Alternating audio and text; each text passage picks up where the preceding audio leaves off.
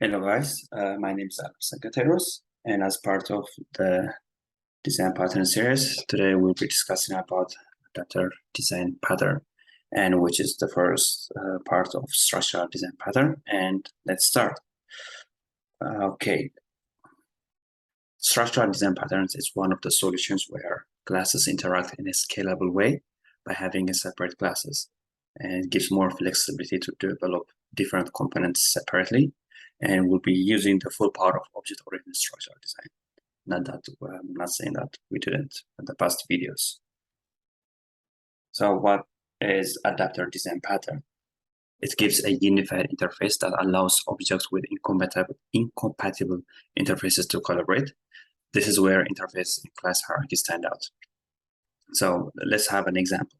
Let's say you're traveling to a new country and you want to interact with the locals, but you have no knowledge of the local language, and you need someone to translate your request to a proper local language, and then let them respond to you with a response of this local. And having this local translator is what we call an adapter in software. And in our case, this will be our adapter design pattern.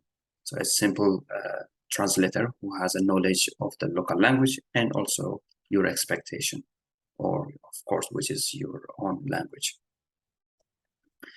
There are two ways we can create this adapter, and one is an object adapter and the other one is a class adapter.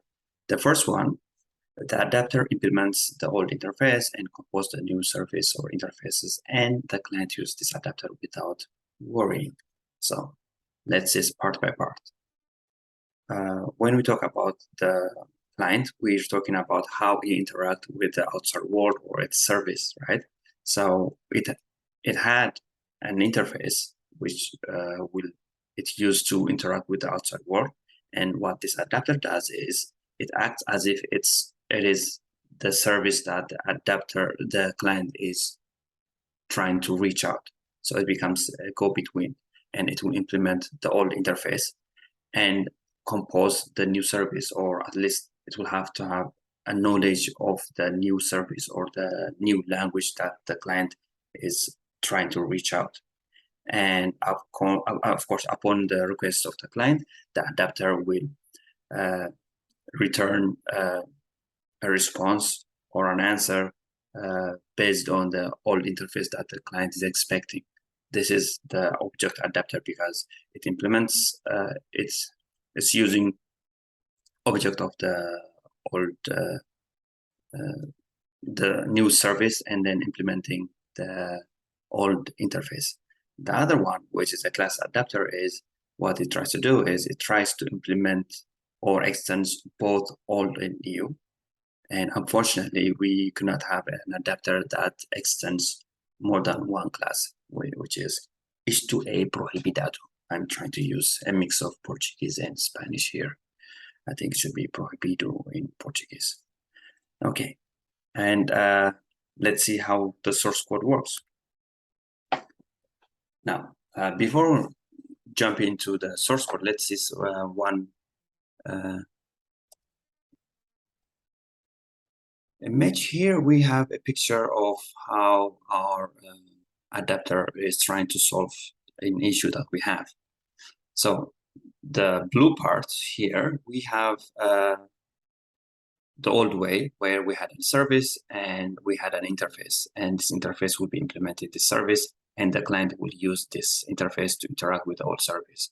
Like we just need someone who is implementing this old service, and then we can have access to this service.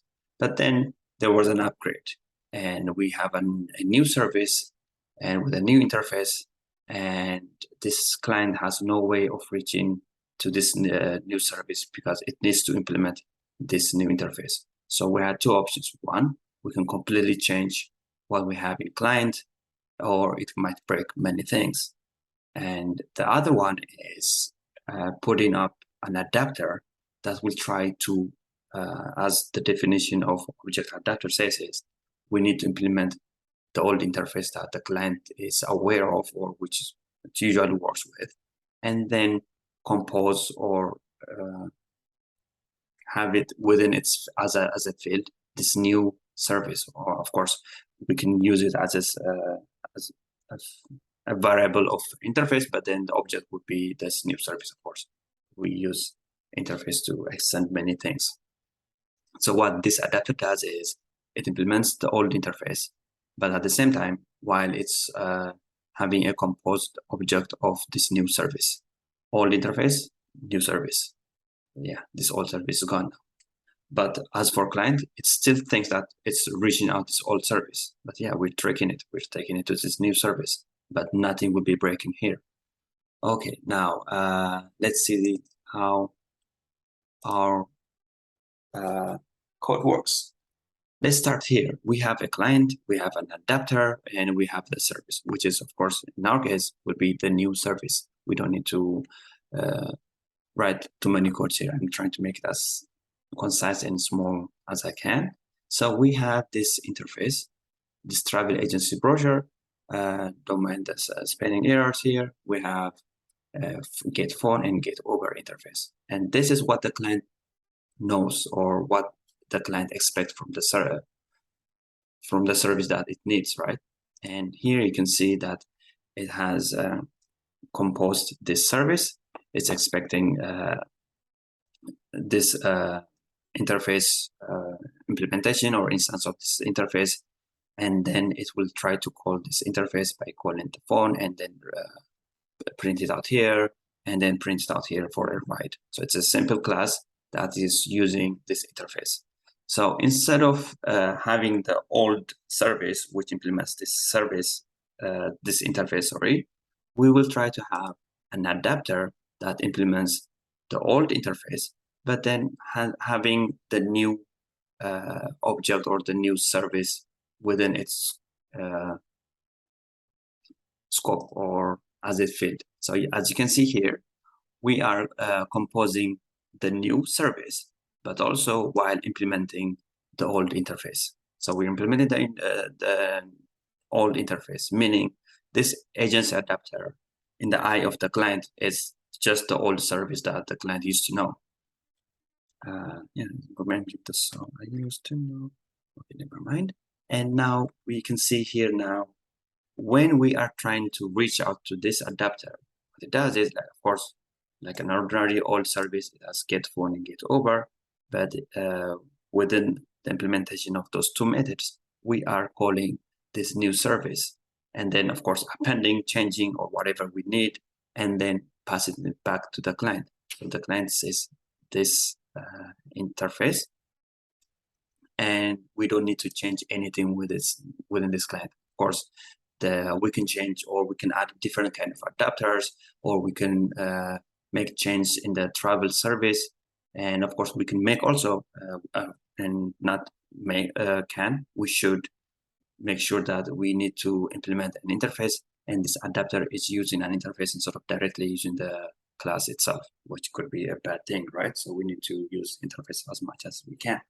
And yeah, this is the brief description of how we can use an adapter design pattern to implement when there are new changes in our API on our server side, and the client is like lost in transit. So it's a really nice way of handling change. And yeah, that's pretty much it. I will try to I will put this on GitHub, and make sure you like, subscribe, and comment. And I will see you guys. And you know what they say, right? Thank you very much, and have a good day.